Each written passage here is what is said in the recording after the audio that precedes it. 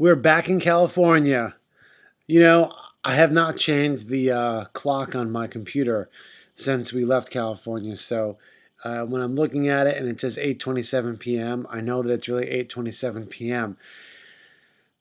I thought about changing it a couple times, and I thought it was going to be a nice homecoming anchor for us. We crossed the California state line today. You may have seen on my Twitter, we got into like a sidewalk that was like this wide with metal fencing on both sides. And then above our heads, in this little narrow thing, it said, "Welcome to California." So that was pretty cool. It was actually really cool. Our hotel tonight is great. For the past couple nights that we've had, 5 or 6 extra friends, we've basically taken over these little motels where we're staying. This hotel is not that small. There's probably 50 rooms here, but we're the only ones here. It's really nice to have this feeling that our movement, our two-wheel movement, could have such a positive impact on a little roadway inn. This is a really nice hotel. For the level of hotel we're staying in, we're really grateful for it. We had a wonderful communal dinner tonight. Spirits are very high. Certainly, Rick and I can tell, we're both laughing a lot more. We're both much more buoyant, and don't mind that white noise sound. That's my heater. Just feeling really good.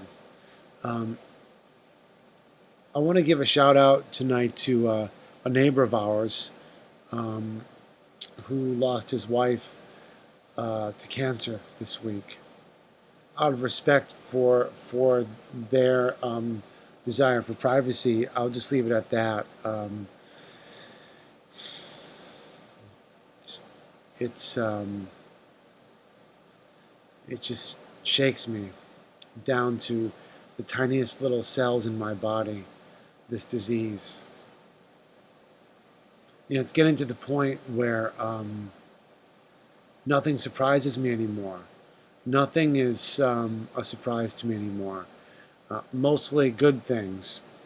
We ran into a gentleman named Jason on the road in Austin, and today we ran into him again. He had dinner with us here. We shot a video with him on the road. I actually don't know where the video camera is. I have to look for it after this, and I'll upload it. He lost his mom to cancer in September of 2004, the same month that my brother died from cancer. He lived in Little Five Points in Atlanta until 2 months ago. He gave away everything that he owned to a homeless shelter. He's on a 1987 Centurion bike, which in itself weighs 27 pounds. I rode it today, and I will say that it easily weighs more than 50 pounds, fully loaded with his tent and his food and all of his supplies. We invited him to dinner with us tonight. He's a lovely guy. He's staying with Chad and Stan in their room tonight. Normally he sleeps on the floor, on the ground, on a pad in a sleeping bag with no tent. And he smiles a lot more than I do, It's a big lesson for me. He's riding across America in honor of his mom, and he's writing a book about his experience, and he's interviewing people in small towns.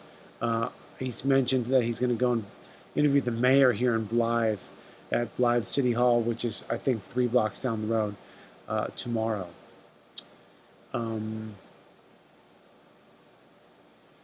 It was really nice to meet him, and I'm looking forward to seeing him in the morning as well, and sharing more about his experience, his quest. We locked into this idea that we're both questers, and when I said to him that I wasn't really sure where my path was taking me, but that I had really covered a lot of ground on this ride and really cleared out a lot of muck around my soul, around my brain, this thing that helps me order coffee in the morning, around my heart, with my emotional center. he really understood what I meant by that. Um, so nothing surprises me anymore, and I try to stay in a state of amazement at how good people are and how willing people are to help Pablove Foundation, to help me on this ride, to help Joanne and Grady, to help um, just to help carry us through this point in time as we are um,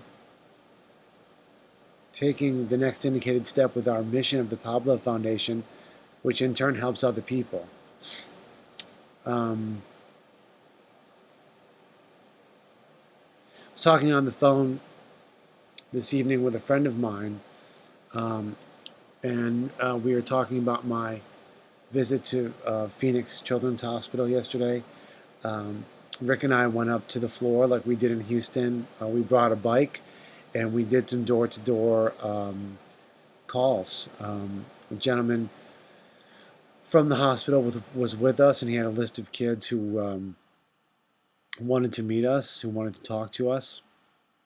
And we went into these rooms, and my friend said to me, like, doesn't it scare the kids? And he was referring to, the fact that here I am, a dad, and my son lost his life to this disease, lost his physical life as we know it.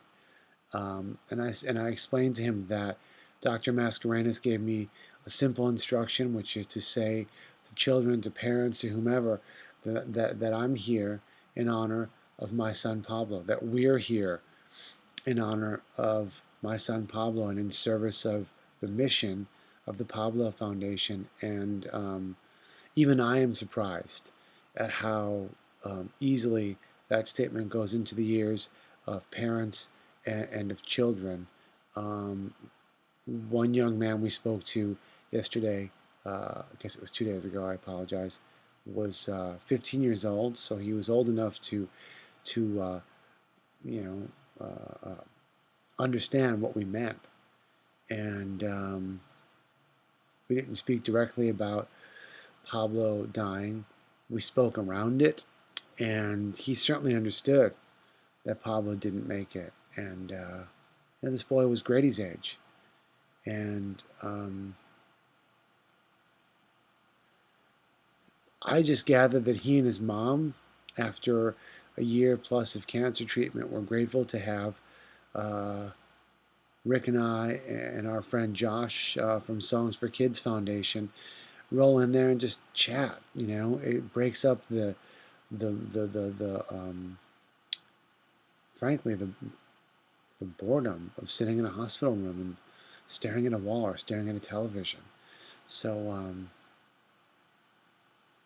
glad that topic came up today with my friend John, because it allowed me to talk to someone who's not out here with us and describe to them how these things are going. It's a real experience. Children's Hospital Los Angeles is throwing a homecoming party for us on Monday, and I have not made a plan with them to walk the 4th floor there. And what I'll do is when I'm there on Monday, I'll make a plan with them to do it perhaps later in the week, maybe on Friday, the day after Thanksgiving, or on Thanksgiving itself.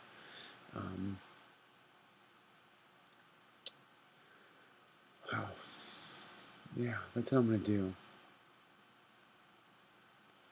I want to bring my stories of my travels and my bike and go in there and talk to some of Pablo's friends, talk to some kids that have been brought into the cancer conversation after Pablo left there. And once again, I want to go and stare at room 435 and let the feelings, whatever they are, wash over me.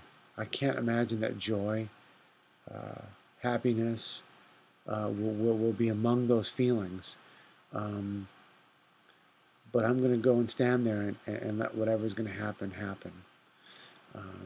We're going to send some more videos up tomorrow as soon as I can find the video camera. More really cool videos of us riding. We've had a lot of fun today. We had 7 guys on the road today, and there's going to be 9 tomorrow.